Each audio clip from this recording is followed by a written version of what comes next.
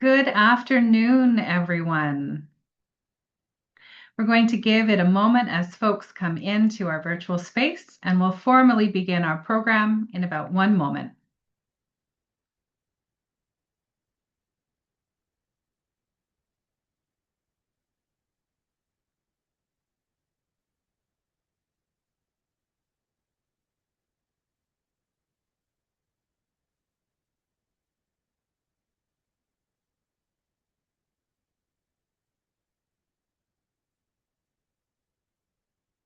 Well, good afternoon to everyone who is joining us from across what is today known as British Columbia. I'm absolutely delighted to see so many of you here for this important and insightful webinar on understanding the HPOA, insights specifically for nurses, nurse practitioners, and midwives.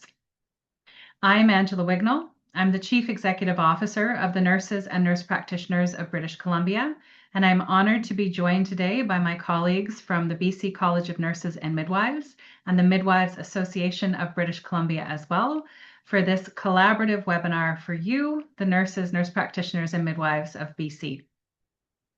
I'll share that I am joining today from the unceded homelands of the Lekwungen-speaking peoples, the Songhees and Esquimalt First Nations in what is today colonially known as Victoria. But as organizations that serve and support nurses, nurse practitioners, and midwives across the full breadth of what is today BC, we also stand in relationship with over 200 First Nations, chosen Métis communities, and Inuit as well. And we hold at the core of all of our work a commitment to truth, reconciliation, and working towards a brighter tomorrow where the effects and impacts of colonization and colonialism are lifted from Indigenous folks, racialized folks, and from all of us who live with that same shared history and that story.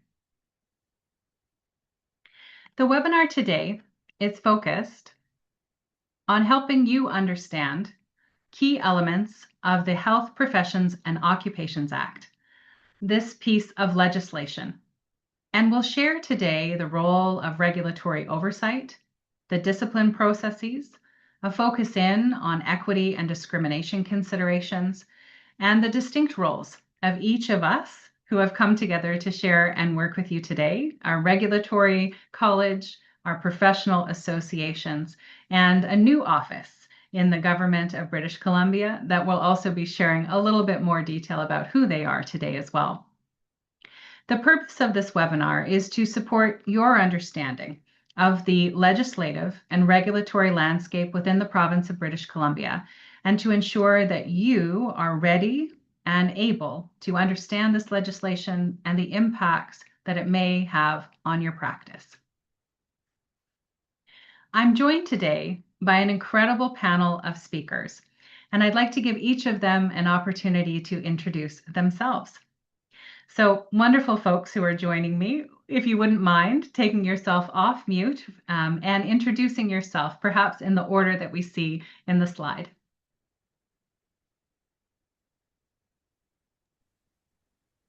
Hi, everybody. My name is Natasha Prodenbala, and I'm calling in from the unceded territories of the Musqueam, Squamish, and Tsleil-Waututh, and I am the new CEO and registrar of BCCNM, and it's great to be here today.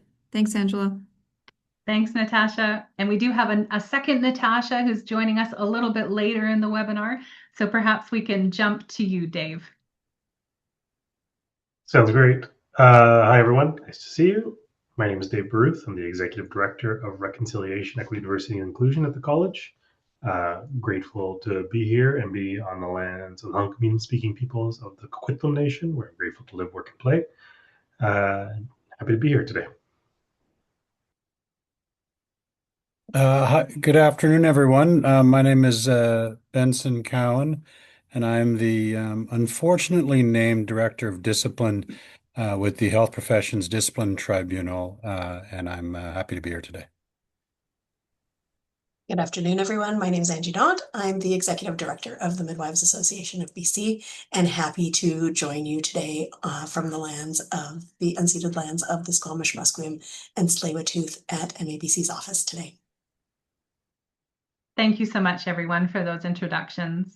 I'm going to stop sharing my screen and I'll tell you a little bit about how this webinar is going to function. First, it's really important that you're aware that this webinar is being recorded. So you will have seen a pop-up that says this is being recorded, and our intention in recording it is to ensure that your colleagues who might want access to this information asynchronously have access to the same content that you're having while you're joining us today. You'll also notice that there are chat functions that you have access to, as well as a Q&A function. And you are very welcome to put questions as the webinar unfolds in the Q&A or in the chat. I will be monitoring both and ensuring as we come to the questions and answer period towards the end of the webinar that those questions that are written in those spaces are voiced and that the panel has an opportunity to respond to you. You will notice that you do not have the ability in this structure to take yourself off mute spontaneously. So I really do encourage you to use the chat and the Q&A function to ask your questions and to raise the things that you would like addressed. You'll also notice as we go through this webinar that our panelists are going to be sharing their own slides. So we'll have moments of transition between each speaker as they get their slide decks ready. So on that note, I'd like to invite Natasha Prodenbala to start us off with a focus in on HPOA from a regulator's perspective.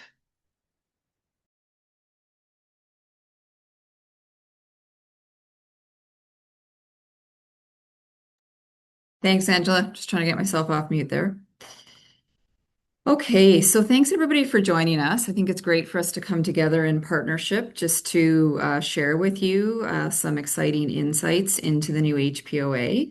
So I already introduced myself. It's great to be with you today to talk about the HPO impact and its regulatory impacts. As I reflect, like I am fairly new, I don't know how long I can say that, but I'm in month 5 now. But as I reflect on my first few months with the college, I'm really excited by the opportunity we have to protect the public under this new legislation. And also I see a real opportunity to work with our partners, such as the ministry, NNPBC, MABC, who we worked with in collaboration to bring this overview to all of you. It's a very exciting time, I think, for us to come in partnership as well. Today, I'm going to talk a bit about how healthcare regulation in BC works in BC, and then about how BCCNM is evolving and adapting to new ways of working and new requirements under the new legislation and regulations.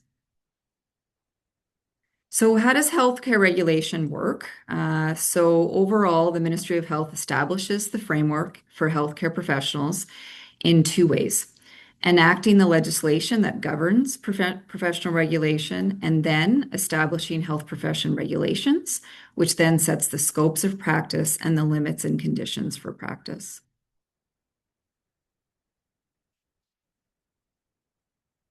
There's just a delay in me advancing.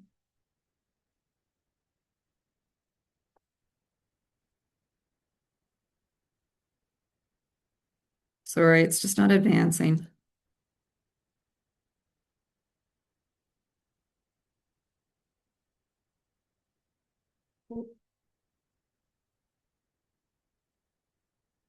I just have to be more patient. Okay, so controls on practice. So I've always loved this visual. It's a great visual we use to explain how this all works. You'll see level 1, that's what we're talking about today, how government establishes the framework for regulation at the broadest level. The legislation is the Health Professions and Occupation Act, which replaced the previous HPA, the Health Professions Act, on April 1st. The regulations have also been established by government, and I'll talk more about those in a bit later. Level 2, of course, is where the college comes in, and BCCNM establishes practice and ethics standards and may place limits or conditions on certain activities that are authorized in the legislation.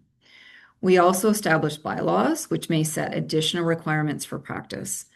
As part of our work to prepare for the HPOA, we revised our bylaws and all of our standards to ensure they are in compliance with the new legislation and regulations. And I'll talk more about that a bit later on as well. Level 3 is where the employer comes in. Employers may create workplace policies that limit or specify how certain activities are performed. Sometimes employer policies are more restrictive than legislation or BCCNM standards. If you are self-employed, you are considered the employer. It is therefore your responsibility to develop appropriate policies and procedures to inform your practice and that of your employees. And finally, we have level 4, the individual nurse and midwife competence. While legislation and regulations, BCCNM standards, and employer policies define what nurses and midwives are allowed to do, individual competence is the last level of control and determination of whether an activity can be safely performed. Nurses and midwives are autonomous healthcare professionals who are expected to use their professional judgment and are responsible and accountable for their actions and professional conduct. These controls on practice help ensure that every activity a nurse or midwife performs is safe, appropriate, and within their legal scope of practice. The final consideration before performing any activity is whether it is in the best interests of the client. Remember, just because you can doesn't mean you should. So let's talk a bit about the HPOA. So the HPOA came into effect on April 1st. This is the overarching legislation governing regulated health professionals and regulatory colleges in BC. It continues BC's shared scope of practice and restricted activities model for regulated health professions that was established in 2005 under the HPA.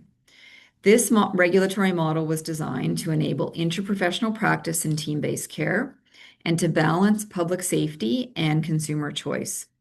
And some aspects of the scope of practice of a regulated health profession may overlap or be shared with those of other regulated health professions. There is a lot of really valuable information on the ministry's website, including FAQs, which I encourage you to check out.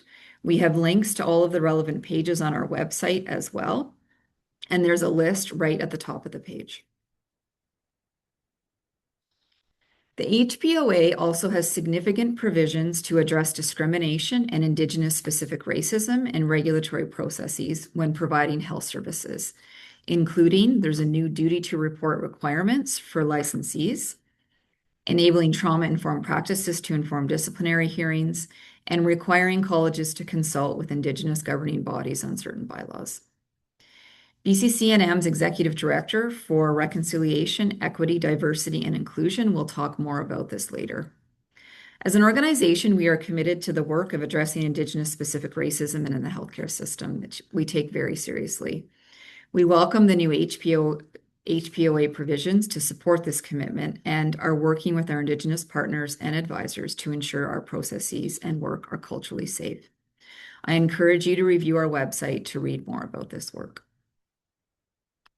In terms of the regulation, this is the outer component of level 1 that we talked about, regulations. In addition to the HPOA on April 1st, 3 new regulations also came into effect. First is the Nurses and Midwives Regulation, which combines the previous Nurses and NP Regulation, the Nurses Regulation, and the Nurses RPN Regulation, as well as the Midwives Regulation, into one single regulation. This reflects government's new approach of grouping regulations for the regulated health professions by college rather than having individual regulations by every profession.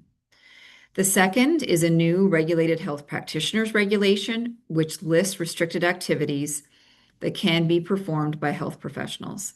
This listing is intended to help the public understand the restricted activities health professionals are authorized to perform and provide clarity to licensees and regulators. To understand nursing and midwifery scopes of practice, this regulation should be read in conjunction with the Nurses and Midwives Regulation. And then finally, there is a third and new overarching Health Professions and Occupations Regulation, which really primarily provides guidance for us as regulators. Just in terms of the regulations, what's important for you to know, while these are technically new regulations, they essentially reorganize the previous regulations, combining some parts and putting others into a new format. For nurses and midwives, the impacts overall on practice are minimal. There are no scope changes for nurses. For midwives, there were some minor revisions relating to contraceptive management, ultrasound, and induction of L&D. These changes have been incorporated into the new and revised standards that took place on April 1st. In addition to this, the government also last month introduced additional scope changes for midwives, but it's important to note these are not yet in effect. A number of things have to happen to enable these changes, including government amending the regulations and BCCNM reviewing and revising our standards to ensure these changes can be safely incorporated into practice. In terms of complaints under the HPOA, our complaints process has not changed significantly, except in one key point that if a matter proceeds to a hearing, it's now heard by the Health Professions Discipline Tribunal. And we'll hear more from Benson later about this and his unfortunate title. In terms of, well, nurses and midwives, also the duty to report has not changed significantly under this new act. Employers, organizational leaders, and licensees may have legal reporting obligations under the Health Professions and Occupations Act. To help clarify these new requirements, we've created the Mandatory Report Guide, which outlines when a report is required, what types of concerns must be reported, what information and documentation must be included, and how BCCNM uses the information to assess risk and determine next steps. There's also a new support program under the new HPOA that requires us to offer support to individuals who make complaints regarding sexual misconduct, sexual abuse, or discrimination. We partnered with the other health regulators in the space to identify a company to support this work and have established a framework within BCCNM for this work. A new independent Health Professions and Occupations Regulatory Oversight Office, which is a mouthful, has been established to oversee health professional regulatory colleges to increase accountability, transparency, and accessibility in the interest of the public, which is likely something you're hearing most about. This office is also responsible for recruiting, assessing, and recommending candidates to the ministry for appointment to board member positions for BC's 6 health professional regulatory colleges. As mentioned above, within the HPOA, which is what we're calling it, is a Health Professions Discipline Tribunal that holds disciplinary hearings after a complaint and investigation has been made against a regulated health professional to determine disciplinary action. The office is accountable to the HPOA, which is the legislation that established the office, so that makes sense. Sherry Young has been appointed by Cabinet as the superintendent to lead this office. And in addition, Benson has been appointed by the Minister of Health as the Director of Discipline to manage this tribunal, which we'll hear more from later. So what does all this mean for BCCNM? We've been very busy over the past 3 years preparing all of these changes, and I'm going to share some of the work we've done to get ready. We reviewed and revised all of our standards to ensure they align. Most underwent minor revisions, including title changes, minor editing to improve readability and align, and/or new HPOA regulations, and some reformatting and rearranging of content to improve flow. A smaller group of standards underwent more significant updates to ensure we are in compliance with the HPOA and new regulations. For example, the HPOA has specific provisions around delegation. This means we revised our standards for nurses around delegation, standards for regulatory supervision of students who were also updated, and a new standard for midwives was introduced. I encourage you to visit the website and review the standards relevant to your designation. As you can always connect with our standard support team as well by using the form on our website. Another change we've made to comply with the HPOA is converting all of our standards into either ethics or practice standards. This doesn't change the intent or function of the standards. You can still find them in the same place on our website. As you can imagine, these changes mean a great deal of work for the college. We've revised and updated policies and procedures. We are training staff, revising the website and relevant documents, and worked closely with our partners in government to ensure we were ready for April 1st. But we also see this as just the beginning of the journey. I encourage you to visit our website for more information and links, and you can always email us at communications with questions. Throughout all of this work, we've kept our core values at the forefront. We appreciate your collaboration and feedback as we adjust to new ways of doing things. And thank you very much. Thank you so much, Natasha. Really appreciate that perspective from you as our regulatory body in the province. I'm seeing people start to put things in the chat and in the Q&A. Please continue to do that, and rest assured that as we come to the end of our panelist presentations, we'll turn our focus to the Q&A. I'd like to invite Benson now to share a screen and to present from your Director of Discipline seat. Okay, just bear with me.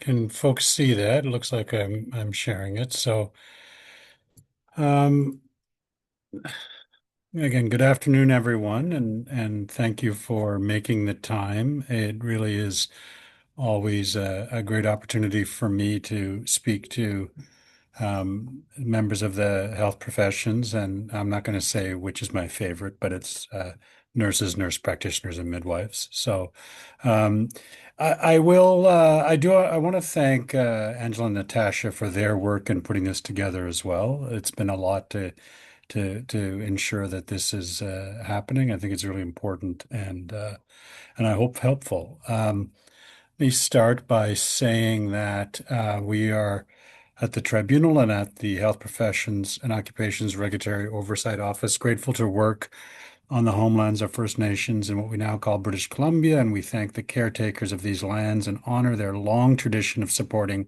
the health and safety of their people.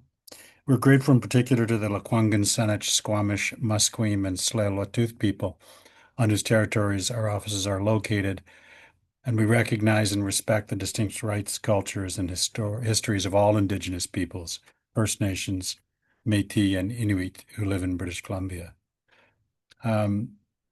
The Health Professions Discipline Tribunal has been operational since April 1, 2026. So we are now, the new law is in effect, and the new discipline process has been in effect since April 1.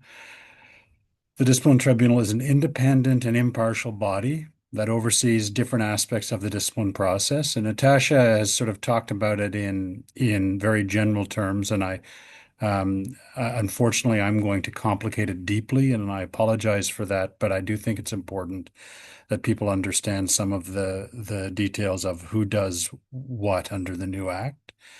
The work of the Discipline Tribunal is guided by a set of principles laid out in Section 14 of the Health Professions and Occupations Act. These include respect for the principles of procedural fairness, protecting the public from harm and discrimination, supporting and promoting awareness of reconciliation, UNDRIP, and Indigenous specific anti-racism measures, and generally reflecting the public interest in our decisions. I am, as I said, the somewhat unfortunately titled Director of Discipline, and I think it sort of sometimes casts the role in a sort of negative and hierarchical way. And I'll speak a bit about what the tribunal is really thinking about as it engages in discipline. But I just give you a bit about the nature of the role and my background. I'm responsible for the day-to-day management of the tribunal. I'm also a statutory decision maker on some matters under the Act. There are some things that will come to me individually, and some things that go to a discipline panel of 3 people. Prior to this, I was a constitutional administrative lawyer with the BC Ministry of the Attorney General. I worked as the CEO of Nunavut Legal Aid, and I was involved for many years in the tribunal business in the tribunal world in Ontario, and started my work as a private practitioner in criminal and constitutional litigation. I give you the background to sort of say to some degree that I wasn't involved in the development of the HPOA, and I've sort of come to it as a lot of you have, new and trying to sort of manage to navigate through its sometimes complex processes. And I'm approaching it as a sort of neutral and impartial technician and trying to interpret the act in the way that I think most reflects the principles and a way in which we'll manage discipline cases in an efficient and effective way. There are many things, it's really important to say that there are many things that will remain the same or very similar under the HPOA, in particular with respect to how regulatory colleges manage complaints and investigations. So all complaints still come into the colleges and all investigations are overseen by the colleges, and there is a committee that will be called the Investigations Committee that is struck by each college to oversee the investigation.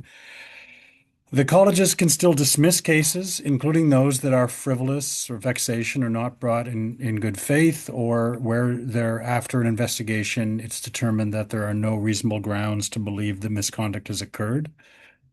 And the colleges can resolve most cases with the consent of the health professional that is subject to the complaint. We call that the respondent in the Act, and so I try and avoid that language, but sometimes I default into the term respondent, and that simply means that's the health professional who's the subject of the complaint or the discipline process. As I say, most cases will still be resolved on consent between the health professional and the regulatory college. And colleges can still dismiss a case with advice and or a warning to a health practitioner. And ultimately, it is the colleges that are responsible for administering, enforcing, and notifying the public about disciplinary orders. What is different is that some of the consent resolutions or the agreements between the college and the health professions for serious cases, cases involving discrimination, and all sexual abuse cases require approval from the director of discipline. So this requires my personal sign off on any proposed agreement. And the Act defines it has a definition of sexual misconduct and then a definition of sexual abuse. And it's important to appreciate that not all cases of sexual misconduct are sexual abuse. Sexual abuse cases are the more serious cases involving a lack of consent or a situation where consent has been obtained through improper means. And those cases, even if all the parties agree on a resolution, there still has to be oversight and approval from the director. One of the other significant changes is that regulatory colleges cannot issue a citation. They must make a request for a citation to the director of discipline. And that process, in terms of assessing whether or not a citation is going to be issued, it is primarily concerned with procedural fairness issues, or whether there's sufficiency of evidence, or whether the matter is just generally serious enough to warrant the tribunal, or should it be referred back to the college. But it is presumed in the Act that most citations will be issued.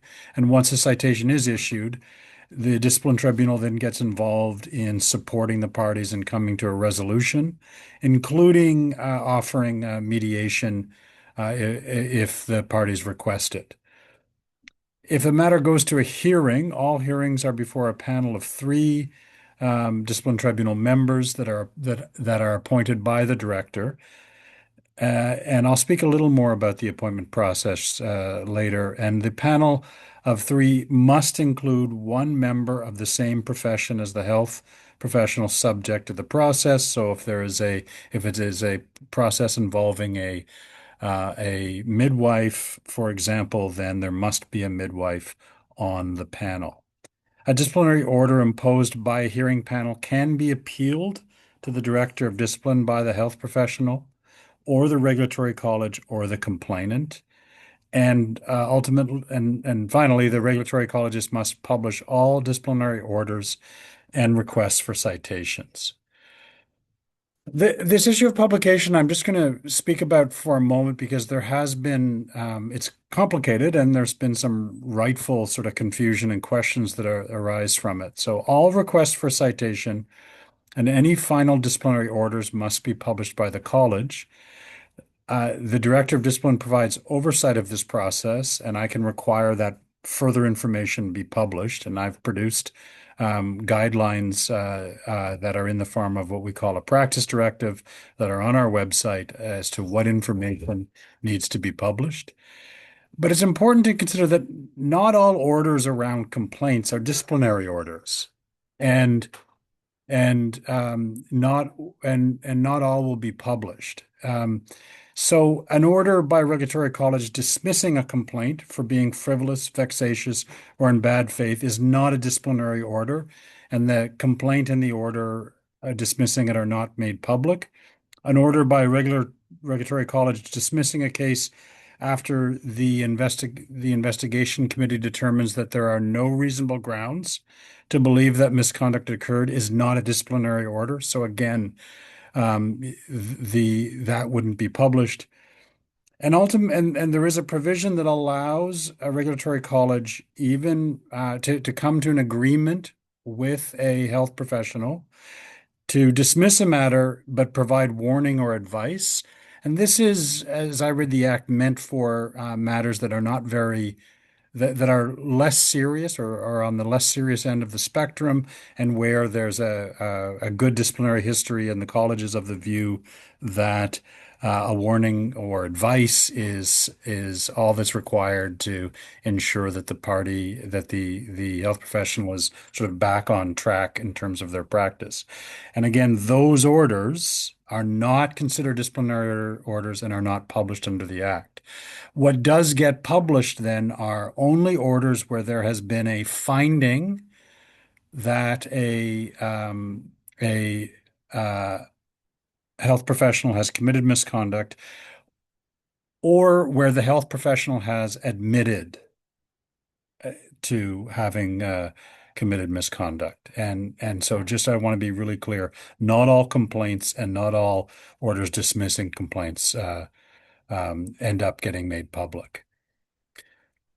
Very briefly, I'll speak to this is my rather sort of homemade diagram laying out the process. What is in blue, in light blue, is what is the college's role. What is in purple is the tribunal's role. So you see a complaint comes in, and as I have referenced, it can be dismissed if it's frivolous, vexatious, or in bad faith. Normally, a complaint will proceed to an investigation if it's not dismissed. There is some provision for a registrar to proceed to consider how to dispose of it, but generally speaking, matters will proceed to an investigation, especially serious matters. At the end of the investigation committee has to assess the evidence, and if they find no reasonable grounds, they'll dismiss the case. If they find there are reasonable grounds, they can, as I referenced earlier, dismiss with warning or advice, and this is not published. This is the for cases on the, as I said, on the less serious end of the spectrum. Or they can resolve matters with the agreement of the health professional. It's only in those cases where it's sexual abuse cases where there's a different process, and there are limits in terms of what the colleges and a health professional can agree on in terms of resolving a case. And what that means is for most serious cases, even when there's an agreement, they'll have to go to the discipline tribunal for approval. And that will include cases that involve allegations of discrimination. Once unless it's specifically for an approval for a sexual abuse resolution, cases come to the discipline tribunal through a request for a citation. At that point, the college will send in a request. It'll send in a separate draft notice of what the allegations are for the review, and it sends in the investigative record and the disciplinary history of the health professional who is subject to the proceeding. There's an assessment by the director. If I decide that there are procedural fairness issues or other concerns identified in the statute that say that a citation should not be issued, I will either not issue a citation and the matter ends, or there are some cases I can send back to the college to resolve on specific terms. If once the assessment is made and a citation is issued, there's a really important thing to understand, which is when the citation is issued, we set a deadline, which we call the consent resolution deadline.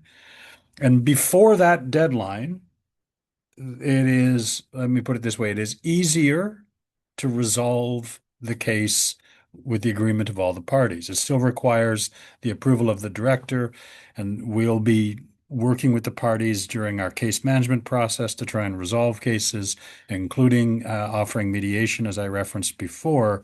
But that is much easier to do before the consent resolution deadline, because what we do in an approval in that case is we cancel the citation and direct the college to execute the order that's been agreed on. After the consent resolution deadline, the matter has to be resolved, we would say, on the citation, which means it's a more formal process that includes a public hearing. And even if the parties ultimately agree on a resolution, that agreement and the facts underlying that agreement will be public at a hearing in a way that doesn't happen before the deadline. So that deadline will normally be around 6 months between the time a citation is issued and the consent resolution deadline. We have a roughly 6 month period of time where the parties are encouraged to resolve cases. Those resolutions still have to be in the public interest, but as I say, there's greater flexibility and we can provide greater support to the parties to come to an agreement, and we can cancel the citation. After the deadline, a case goes into our hearing management phase, and it's assigned to a hearing panel. The hearing panel will be composed of a vice chair, who's usually a lawyer, not necessarily, but a lawyer or someone else with a lot of experience running administrative hearings. We also have we're required to have a member of the public. That's not defined, so that's simply any member that's not a professional member. And then, as I referenced, we have to have one professional member has the same license as the person who's the subject of the proceeding. If a matter proceeds to a hearing and any disciplinary order is made, if misconduct is found to have occurred and an order is made, the parties can apply to after the fact to review that, and that's a formal review process that comes to the director. As I referenced earlier, the respondent, the college, or the complainant can seek to review any order. And the fact that the complainant can review the order is a significant change to the new act. I referenced, I'll speak very briefly about the three categories of members. Before I do that, in most discipline tribunals in the province, the appointees are the members are appointed by the cabinet or the minister in some cases. Our tribunal is unique in that I have the ability to appoint all of the members without any oversight or approval from elected officials.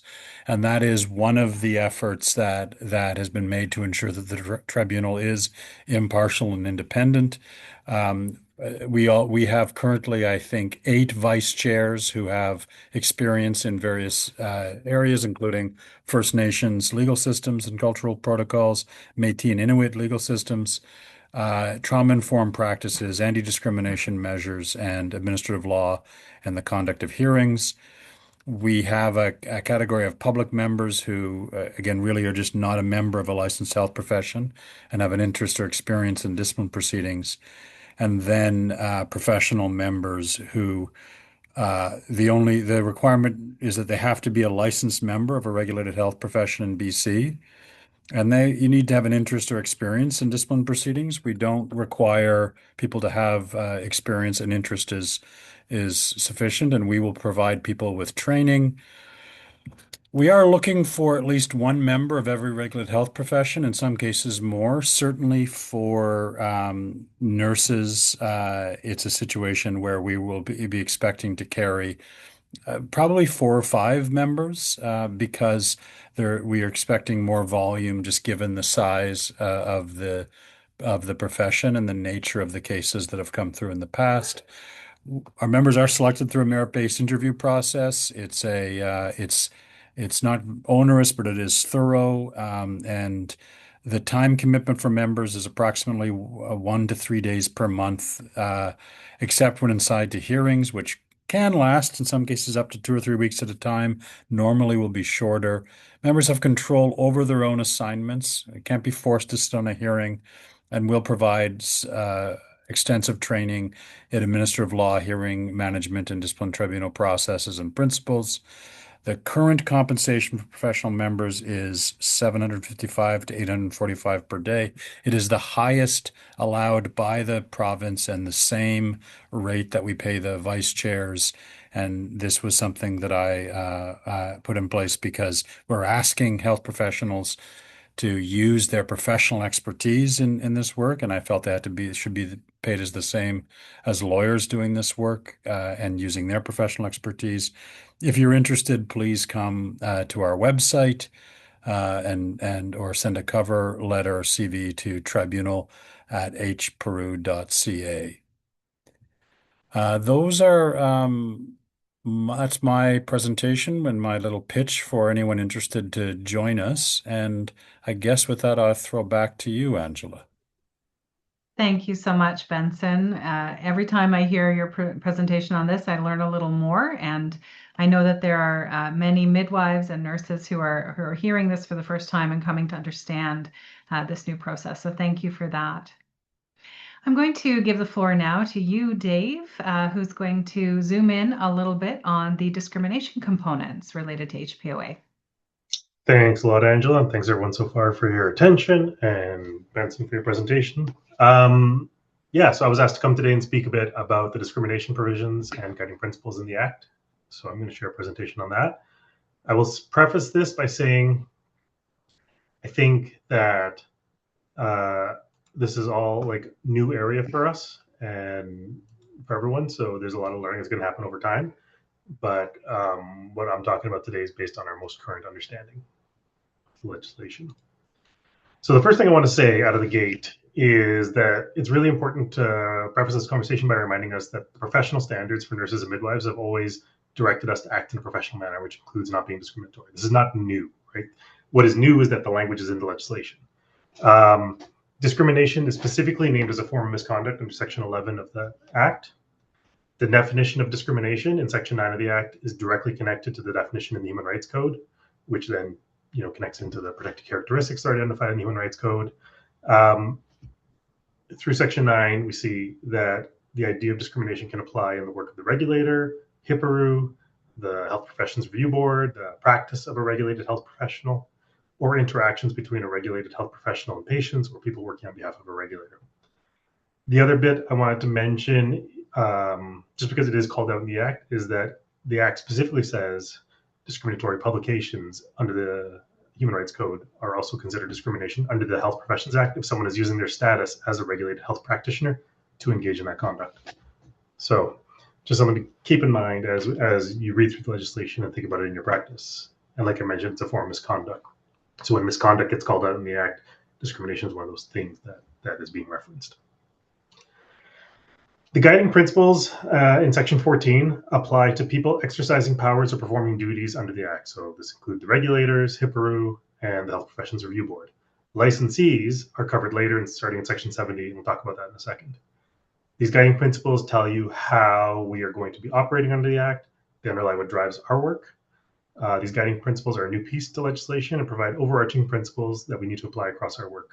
They were co-created by the government and Indigenous peoples and meant to put their expectations of people acting under the Act at the forefront in response to the concerns raised through reports like In Plain Sight. I want to give a quick summary of Section 14 because of their impact on us as a regulator and because they can be used as a basis of a complaint against the college to the Health Professions and Occupations Regulatory Oversight Office. First and foremost, the duty of everyone acting under the Act or exercising powers or performing duties under the Act is to protect the public from harm and discrimination. There are then a series of duties that require us to support and promote reconciliation, UNDRIP, and the need to address racism and anti-racism issues specific to Indigenous peoples and from a distinction-based lens that is considering the unique rights, interests, and priorities of First Nations, Métis, and Inuit peoples. As a college, we must take and promote anti-discrimination measures, which we'll talk a little bit more about shortly. We must act fairly and demonstrate respect for procedural fairness. We must be respectful of the privacy of people participating in the regulatory process. We must promote a holistic health system, remove barriers to extra-jurisdictional practice, and ensure we're acting in a manner that is transparent. If in applying these principles, there's a conflict between the interests of the public or an individual and a regulated health practitioner, the Act tells us that we have to weigh that balance to the extent reasonable towards the public or individual. So it leans heavily on sort of public expectations. While the Act is not specific about what anti-discrimination measures are, Section 15 sets out what objectives are for either regulators, regulated health practitioners, or both. Some of the examples include supporting physically, culturally, socially, emotionally, and spiritually safe practices or adopting anti-racism procedures. Anti-discrimination measures come up in various places throughout the Act, but the most relevant may be in how they connect to the duties of health practitioners. As licensees, you must practice in accordance with ethical standards, and the college must develop bylaws regarding those standards, including about anti-discrimination measures. And I think this is what you can see kind of evolving over the next couple of years. Licensees very explicitly must not commit an act of misconduct, which includes discrimination. In regards to practice, licensees also now have a duty to protect the public from harm and discrimination, to take anti-discrimination measures, and be respectful of the privacy of patients, which links back to the guiding principles I previously mentioned. On the last slide, I mentioned two objectives of the anti-discrimination measures, but in addition to those, people providing health services must also treat patients respectfully, foster meaningful communication between patients and regulated health practitioners, including by promoting respectful, open, and effective dialogue that encourages patients to participate in decisions that affect them, and to meet other prescribed objectives. The reality is that this is new legislation in health governance, or new language, in health governance legislation, at least in Canada. How these will be considered by legal bodies is really unknown waters. We have, as you've heard from Benson, a new superintendent's office. So how they consider these principles will be something we're going to see unfold over the next few months and years. And I imagine we're going to be relying on various legal bodies to determine how these principles are applied in the long run. But I'll leave that to the lawyers to think about. I'm a psychiatric nurse, so it's not my area of expertise in particular. For regulators, all of our regulatory work now needs to be considered through these lenses. And there's an expectation when it comes to anti-discrimination measures, we need to actively do something, not just passively hope we're being anti-discriminatory. So the act of being anti-discriminatory is an active piece of work the colleges and everyone acting under the Act needs to do. It's not just sitting back and saying, oh, I'm not being discriminatory. The biggest change to the legislation from our perspective is, discrimination being called as a misconduct and the definition being tied to Human Rights Code. And again, the legislation was developed on the heels of In Plain Sight, as well as the review into the College of Dental Surgeons and the review of the Health Professions Act that occurred in 2018. The Act now gives very clear space for the experience of Indigenous peoples that were highlighted in Plain Sight and what may also be experienced by people from other equity-denied communities. The other fundamental shift is a requirement for the colleges now to consult with Indigenous governing bodies and other entities representing Indigenous people on specific components of bylaws. While we have always engaged with Indigenous thought leaders before the HPOA, this requirement creates a specific duty to Indigenous governments and their representatives. Again, it's something new for us. It's a process we're building as we go, but that means there's an opportunity for Indigenous communities to have a more direct impact on the health professionals who help their communities. We also have a little less discretion in some areas as a regulator. I think Benson really touched on that in his section. The Act requires us to take more specific action, and then there's the links to the Human Rights Code, which are now a little more unique, and how they unfold again is something we'll see over time. So that really, is a short overview of my section, and I'm happy to hand it back over to Angela and Angie. Thank you. Thank you so much, Dave. Really appreciate that. I know we often get questions about that particular aspect of the legislation, so appreciating your spending some time focusing us in on that. I'm going to share slides now on behalf of myself and Angie. Hopeful that they're coming through. Okay, thanks for the thumbs up. So I will pass it over to my dear colleague, Angie Knott. Thanks, Angela. So now that we've heard from both BCCNM and Benson about the formal regulatory and statutory framework, we wanted to shift for a moment into the association lens. Associations like MABC and NNPBC do not hold regulatory authority under the HPOA. We do not make binding decisions about standards, registration, complaints, discipline, or individual regulatory obligations. But we do play an important role alongside the formal system, supporting members, identifying common questions and barriers, and helping to ensure that implementation reflects the realities of practice.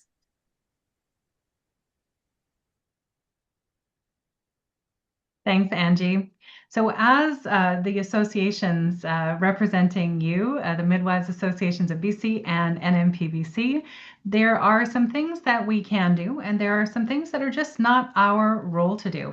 So as your professional association, our job is always to ensure that there is space for your questions to be raised, opportunities for you to learn, and opportunities for us to create shared understanding around changes like this change in legislation.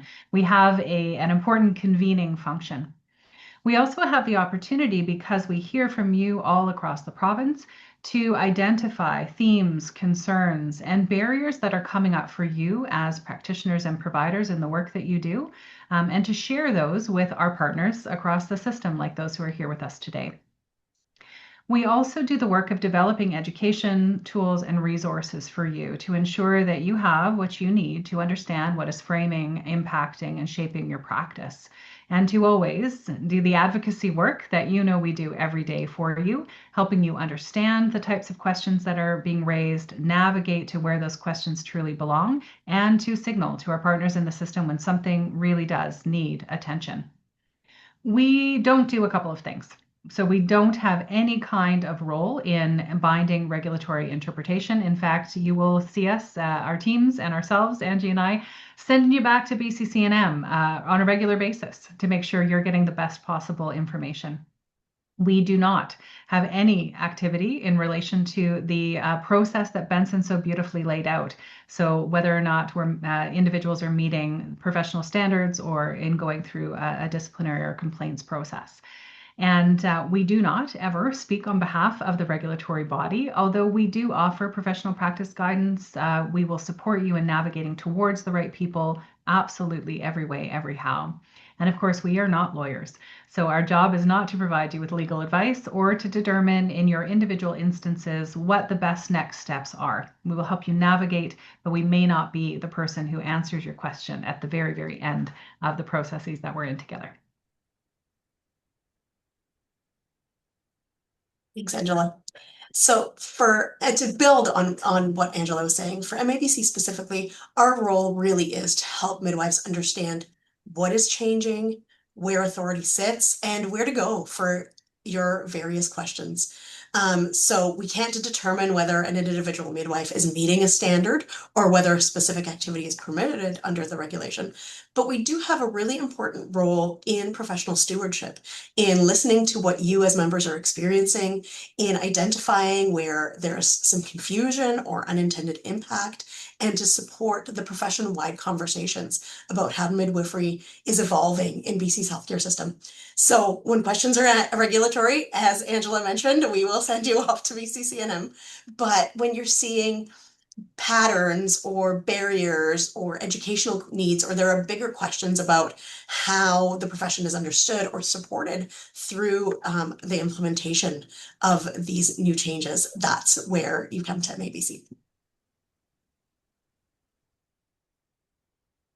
Thanks, Angie. And so, very similarly, our role at the Nurses and Nurse Practitioners of British Columbia is really focused on supporting you as nurses and nurse practitioners in navigating through that systems change. So, we do the advocacy work for you that we do every day. We're helping you understand where HPOA related questions are best addressed, where authority sits, and helping you with that navigation piece. Our job is also to ensure that nursing and nurse practitioner voices are being elevated to bodies like BCCNM, to, and I'm going to say it wrong the first time, HPOA. You're going to have to teach me that, Benson, the right way to pronounce your acronym. But to make sure you're getting to the right people in the health system with our government partners. We're also always going to take an advocacy perspective around things that make your practice sustainable to ensure that work like, oh, it says midwifery. There we go. We really did join our slides together, didn't we, Angie? Where nursing, nurse practitioner, and midwifery practice is happening. And to ensure that you are championed wherever you are doing the work. And again, NNPBC does not regulate nursing or nurse practitioners. We don't regulate midwives either. And our job is to connect, to advocate, and to elevate those systems level issues.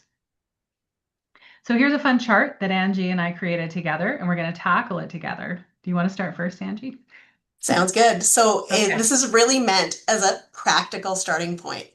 Some questions are clearly regulatory. So if your question is, am I allowed to do this? Or how does the standard apply to me? BCCNM is where you start. If you are in that moment where you are talking about a complaints or a disciplinary process or a professional conduct process, we're going to send you towards your regulatory body, towards the BCCNM first. And there may come a time when that intersects with the office that Benson has described as well.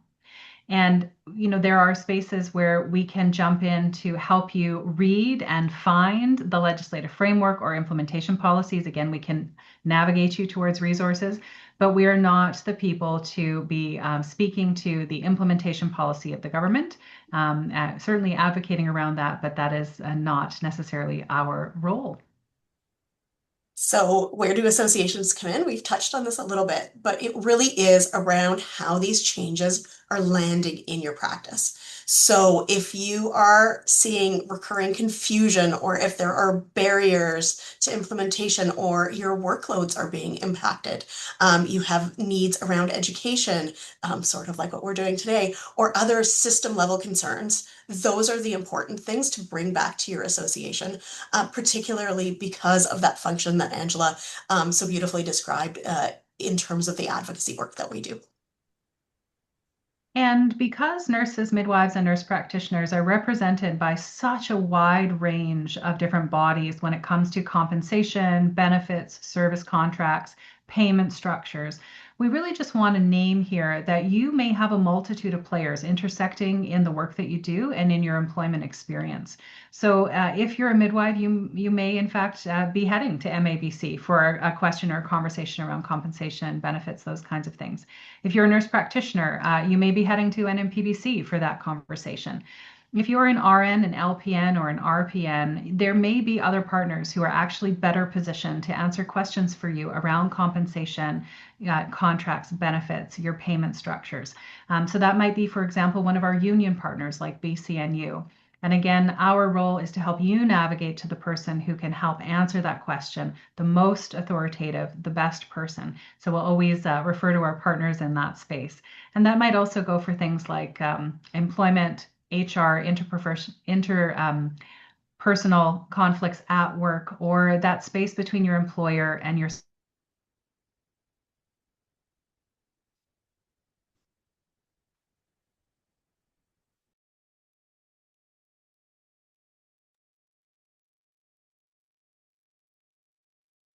No, looks like we may have lost Angela for a moment there. Hopefully she can reconnect momentarily. And I unfortunately cannot advance the slides because Angela is in charge of that piece. But continuing this, so really our next slide talks to how do associations turn your member experience, your experience as professionals, into feedback for the system. So while we can't make decisions or recommendations around regulation, oh, there we are. Hey, Angela, you're back. Hi.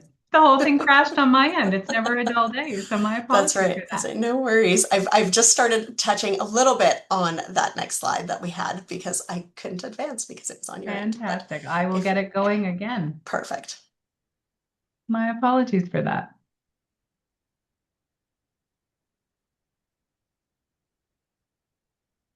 There we go. You should be able to see it now. Perfect. So if we want to just pop over to the next You one. bet. Okay. So the things that we can do is really, and this is how we transform things into that feedback for the system. So this is why we want to hear from you. We were underlining the fact that we definitely want to hear from you. The truth is that even if the question itself needs to be answered by BCCNM or HPRU or an employer or the union or another pathway, those individual questions, we like to hear them sometimes too because they can really help us see if there are broader patterns that are happening within the system. Could not agree more, Angie. And here at NNPBC, and I'm sure you as well, Angie, operate under the rule that there is no wrong door. So if we are your first door, come to us. Always do not hesitate to come to us as your professional association. That is what we are here for. It is what our joy is, and we want you to share with us what you're experiencing. Yeah, because that feedback loop really matters, right? We are Absolutely. the implementation and where we go from here and how it works for all of you really will be stronger when you know where to go and when system partners can hear what's working, what's unclear, and where more support may be needed.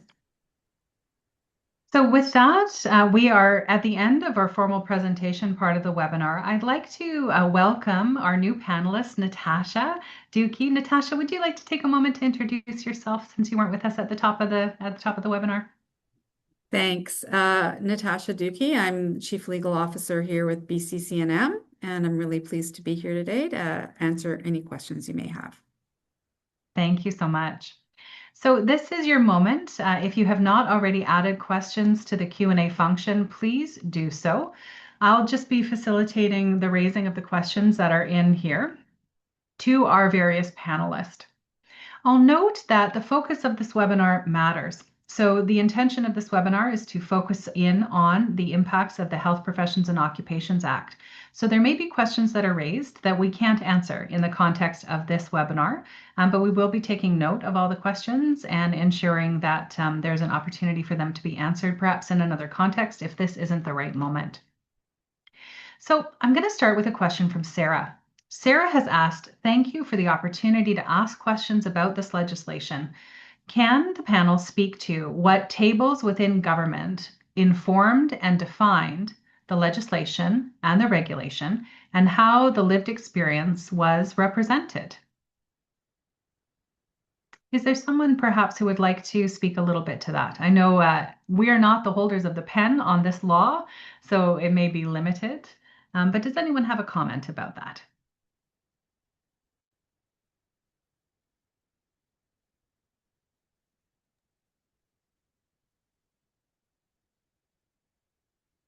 I mean, I can, I mean, as I said, I was not involved in setting up the legislation, and I've heard some of that process, but that was all done through the Ministry of Health, and there was, I think, extensive engagement and consultation. What I can say, at least on the part of the discipline tribunal, is that since it's come into place, um, we've tried we've tried very much to engage health professionals through their associations and to engage the colleges and people working in this space to understand not how to develop the legislation, but the impacts of the legislation and how to develop our processes. We shared drafts of our practice directives widely, and we, part of having part of the role of the discipline tribunal members is to ensure that is to help us continue to develop our practices and policies. And and that's partly why it's very important to us that we attract people who are interested in governance of the profession and have an interest in how to approach discipline. I can only speak to a small point of it, and it doesn't directly answer the question, but I can say that for our part, since the act has been once the act was drafted, we've done a lot of work to try and engage and try and hear the impacts on health professionals. Thanks so much, Benson. I can share from an association perspective that since the Caton report, many years ago now, there has been an awareness, I think, across the British Columbia healthcare landscape that regulatory changes and changes to the Health Profession Act were coming. And so I can say that as the Professional Association for Nurses and NPs, we have been very actively engaged in lobbying and advocacy conversations with the Ministry of Health and with the broader government of British Columbia around the changes. Now, were we in the room when this legislation was written? No, we were not. But are we continuing to be engaged about its implementation? I know certainly, my colleague Angie here has done incredible work around championing change as soon as the clarity around what this legislation and these regulations would look like. Once that landed, championing change when it was needed immediately. And so as the associations, that's really our role, is to be looking out ahead and saying, what do we need to do to advocate for the providers that we represent? And then as these pieces start to land, convening spaces, convening conversations, and advocating when things need to shift. Angie, I don't know if you want to share a little bit, but from an association perspective, your involvement as well. I mean, I think you hit the nail on the head, Angela. And so I think one of the other things that we can share is across the timeline, really since the Caton report, all of the healthcare professional associations in BC have come together. We meet on a regular basis to make sure that all these changes and on all the things that are doing, and we actually meet fairly regularly with Benson's office as well and Sherry's office to make sure that the associations and the professions are well represented in the changes that are happening. Thanks, Angie. There's a question here from Deborah that is specific to nursing, and I think, Natasha, this one might actually be for you. How is the HPOA addressing the protected title change for psychotherapy for nurses who provide psychotherapy? Will RNs, RPNs be included in this protected title?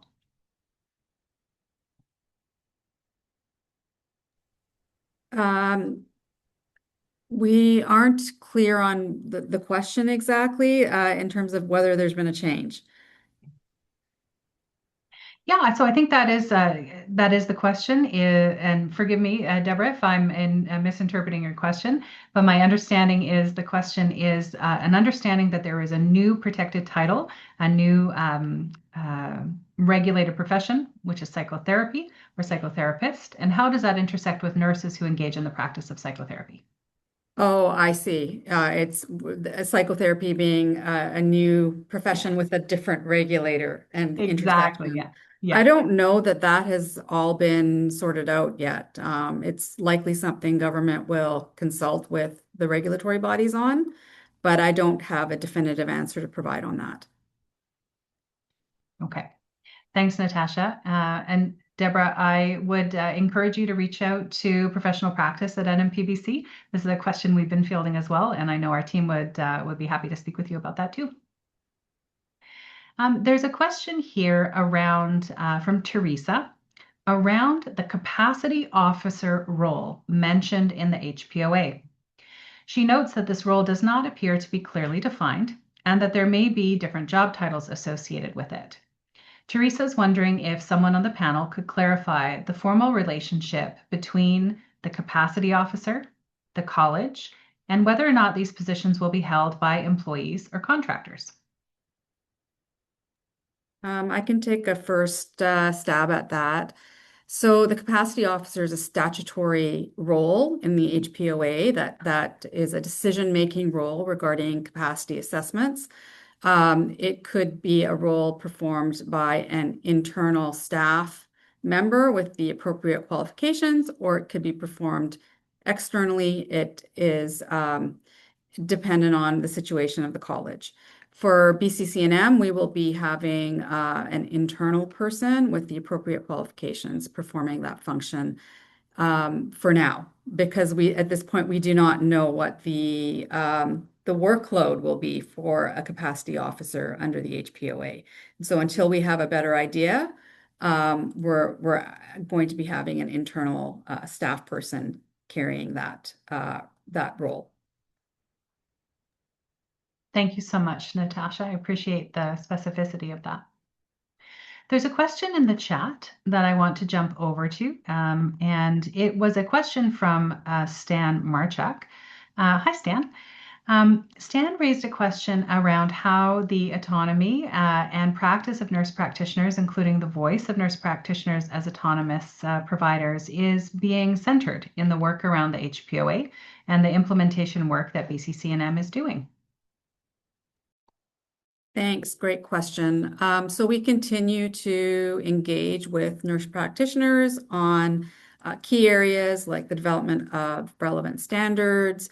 Nurse practitioners serve on our statutory committees. We have a nurse practitioner on our board. So we continue to engage in all of those different ways with NPs to ensure that that perspective is included in the work that we do. Fantastic. And in a similar vein, there is a question from William in the Q&A. And that is a question from an NP perspective. When it comes to federal regulation, what measures are we actively advocating in combating policies that limit NP's ability to care for patients autonomously and be able to bill for services rendered? I think if it's okay with the panel, I might take that one. I'll share with you, William, and with other NPs who are on the call. If you have been following along with NNPBC for the last 18 months, you'll be familiar with the Your Future, Your Voice campaign focused on advancing a comprehensive compensation framework for nurse practitioners. We're really proud to have achieved a 91.9% mandate vote to advance that work. So thank you, NPs of BC, for centering NNPBC as your negotiating agent in the province. We're taking those next steps toward making that comprehensive compensation framework a reality, and you'll hear more from us next week about that if you've signed up for updates. If you haven't, William, please do visit npagreement.ca and don't hesitate to connect with us about that. That is exactly what our work is focused on, is ensuring that you, as an autonomous nurse practitioner, have the ability to provide care in the best way possible for British Columbians. There is a question here from Yvonne about how citations for drug diversion and associated substance use disorder are published. Does the health professional remain anonymous as per previous BCCNM processes? That might be for you, Natasha. Sorry, the audio cut out for me in the first part. Could you repeat the question? No problem. Let me restate it. Absolutely. So Yvonne is wondering how citations for drug diversion and associated substance use disorder will be published. Does the health professional remain anonymous as per previous process? That's a difficult one for me to answer as I don't oversee the professional conduct area, but we will be ensuring that how we do publication in accordance with the HPOA. Which requires a certain level of transparency while also protecting the privacy of the people engaged in the process. So we haven't had a case yet where we have to sort that out, but we will when we eventually start having some of those cases. Great. Can I speak please, just a bit, Angela? So, this is it's a great question, and it's if I can speak frankly, it's an area where I would have hoped that the Act had a little more specificity and a few more tools available to address these issues, because what we're talking about with these kind of cases is something that sort of straddles capacity and discipline. And to the extent that there's an underlying condition and that affects capacity, there's ways in which the college can address those that avoids publicity. But a lot of these cases will have a discipline content to them, and there are some cases that are going to result in an order or a request for a citation, and there will be a public element of those, and the college and I have discussed a lot of different ways to how to address those. There are limits, though, and I think it's important that people understand that. Despite the best efforts of the college, and I can say the college has been very vocal and very proactive on this issue, and despite their best efforts, there may be some cases that get caught up in the publication requirements of the Act. And as I say, I did lay out some of the ways in which cases can be resolved that don't have publication requirements, and I think that gives the college some other tools, but definitely they're more limited than they were before, and it's something that we're all going to work on as we proceed very carefully and with a lot of concern for the underlying interests. But I don't want to mislead people. Like there is more publication, as Natasha said, the college is required to do what the Act says, and the Act requires publication for disciplinary orders. Thanks, Benson. I appreciate that clarity. I want to note that in the Q&A, there are questions from a number of, it looks like nurses who have joined us today. I'm seeing questions from Ninu, questions from Lydia, question from Jolly, Prasanth, and from Joy. These questions are all focused on BCCNM registration renewal and support for internationally educated nurses. Unless, Natasha, you feel differently, or perhaps Dave, you feel differently, I'm going to suggest that those questions are out of the scope of this webinar. This webinar is focused on HPOA legislation. And unfortunately, Joy, Prasanth, Ninu, Lydia, Jolly, I regret that we likely don't have the right folks on the panel to answer your question. But what I can share with you is that your contact information has been captured, and we'll ensure and follow up with our BCCNM colleagues around the questions you've raised around internationally educated nurses, your practical hours, and renewal of your nursing licenses. There's a question here from Silverleen, and the question is in regards to discrimination. Their question is, does this include racialized people like Black in the document? I would like to know what the discrimination measures entails and what population groups are covered. Dave, that might be for you. Yeah, maybe I'll start and then I'll invite Natasha or others to jump in if they have anything they want to add. I didn't get into it in my presentation just because it can be a little bit long, but there are 13 protected characteristics in the Human Rights Code. So really quick, they're Indigenous identity, race, color, ancestry, place of origin, religion, marital status, family status, physical or mental disability, sex, sexual orientation, gender identity or expression, or age. So when we talk about discrimination, that's the characteristics that are being linked back to that. Anything else considered, I guess, oppression, things like that, but which aren't defined terms in the Act. So to answer your question, yeah, racialized people, including Black folks, South Asian, whoever, are all considered part of the protected communities. So discrimination against them can apply. And then in terms of the other part of your question around anti-discrimination measures, again, like I said in my presentation, what anti-discrimination measures are is not well defined, other than the objectives that we have to meet as colleges and as regulated health practitioners. So, what it really comes down to is how we operate and how what actions we take to meet the objectives of the Act, which I think is you'll see unfold from our end, I think, over the next few years. Yeah, I'll leave it there, and I don't know, Natasha, or anyone else, if there's anything you wanted to add to that. I think it's really helpful, Dave, for you to contextualize that in those protected characteristics. Thank you. I think that's a really important piece for nurses and midwives to pay attention to. Appreciate it. There is a question here from Heather. Hi, Heather. Heather is a community health nurse and has a question around changes related to delegation to unregulated care providers.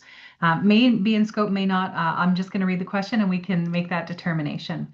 So in situations where a client as the employer has authorized an unregulated care provider to perform a restricted activity, does the HPOA change anything around that delegation? Heather notes that she understands unpaid care providers acting with their family or friends would be exempt, but does HPOA shift at all the exemption to unregulated care providers and those delegation of restricted activities? I'll take a first go at this. I think probably the best source of information for this question is the BCCNM's website. There is an extensive resource there regarding delegation to unregulated providers. And I think that that would probably be a valuable resource for the person that asked the question. And of course, they can always contact the college for further information once they've had a chance to look at that resource.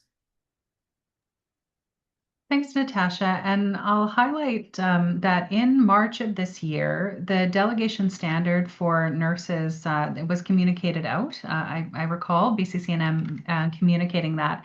And one of the things that I noticed that I really appreciated about the resources BCCNM had created was the learning resources, that there are new learning resources associated with the delegation standard in particular. So if you're looking to learn more about that delegation standard in this environment under this new world that we are in, that's a great spot to go. I know I certainly had a read through and appreciated that as a nurse myself. I see Joanna has popped that into our Q&A as well for those looking for the link to that delegation learning resource. So the last question that I have in the Q&A is from Nora. And Nora asks a great question. What are the trends you are seeing as panelists that around this HPOA?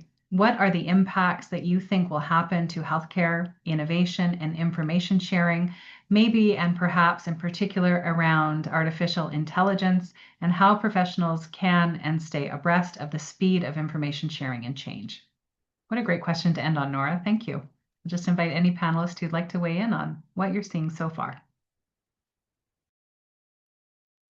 Maybe I'll jump and start. I think easy answer for me is I think In Plain Sight highlighted the need for clear discrimination provisions, because even though we had standards previous to In Plain Sight, it highlighted discriminatory behavior happening in the health system, things that even practitioners may not have been aware of were discriminatory in the first place. So I think from a starting point, that was like the first thing that popped in my head. Angela, can I just make a little comment on the discipline side, which is, I'm a member of a regulated profession as well, not a health profession. And, in law, we've seen a lot of similar changes to the regulation of legal professionals, including the increased independence and the professionalism of the sort of tribunal aspect of the work. And so, when you look at the size and scope of the work that healthcare professionals do in this province, trying to catch up to ensure that we're sort of that all the best practices in terms of regulation on the discipline side are being implemented is important. And to some extent, the province has become a leader in terms of some of what it's doing on the sort of discipline and conduct side. And it doesn't, it shouldn't change things day to day for health professionals, but those that get caught up in the process, I think, should increasingly see a situation where they can clearly distinguish their interest from what the college's interest is in, and that there's an impartial and neutral platform to manage that, and the colleges aren't put in a situation where they're trying to do everything from A to Z in terms of the process. And I would echo much of what Benson said. I think that the HPOA is a modernized framework for regulation of health professionals in BC. And in particular, I think the guiding principles in the Act are very much empowering and enabling in terms of how colleges, how the Office of the Superintendent, how the Discipline Tribunal approach issues of anti-discrimination and Indigenous-specific racism and represent a really interesting opportunity for all of these bodies. Thank you so much. I'll add from NNPBC perspective, it started conversations like this. I don't know that I can recall in my tenure in nursing in British Columbia where there has been more interest and more conversation about the legislative and regulatory framework within which we practice than there has been in the last year. And that is always a positive to understand those interlocking structures that shape what we do and how we serve people. It can only be a good thing. And so I would suggest that one of the patterns I'm seeing is a deep and growing interest from nurses and NPs about these kinds of structures and conversations like we're having today. And it's a real positive from my perspective. So I'm going to piggyback off that, Angela. I think the other piece that we're seeing in terms of a trend is really the opportunity for professions to look at themselves and how they're practicing, in where, you know, advancements can happen in defining ourselves better as professionals as well. So I think that's been a really exciting opportunity that I think these conversations have sparked as well. Wonderful. Well, I want to thank everyone who has stayed with us to the very end of our 90-minute webinar. I'd really like to thank you for taking the time out of your day to come and do this learning with us to understand a little bit more about this legislation, discipline, discrimination, and the work of your associations and your regulator.